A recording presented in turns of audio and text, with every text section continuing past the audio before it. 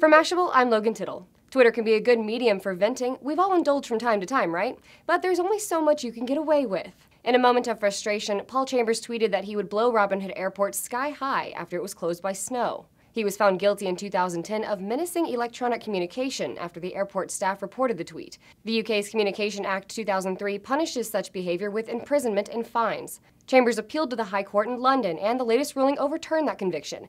The judge's reasoning had everything to do with context. The menacing nature of the speech depends on the intended recipient or audience. If the person or persons who receive or read it, the message, or may reasonably be expected to receive or read it, would brush it aside as a silly joke or a joke in bad taste or empty bombastic or ridiculous banter, then it would be a contradiction in terms to describe it as a message of menacing character. John Cooper, Chambers' lead counsel, says this sets a good precedent for Twitter users everywhere. It means that if you intend to make a joke, and if what you do is a joke, however bad a joke that is, you cannot be prosecuted. But you should still be careful with what you say. Twitter has rules against making threats, after all. That, of course, doesn't stop people from doing so. Lakers player Steve Blake received death threats after he missed a basket in a playoff game earlier this year. Is that sort of thing ridiculous? Yes. Still risky for those who post it? Probably.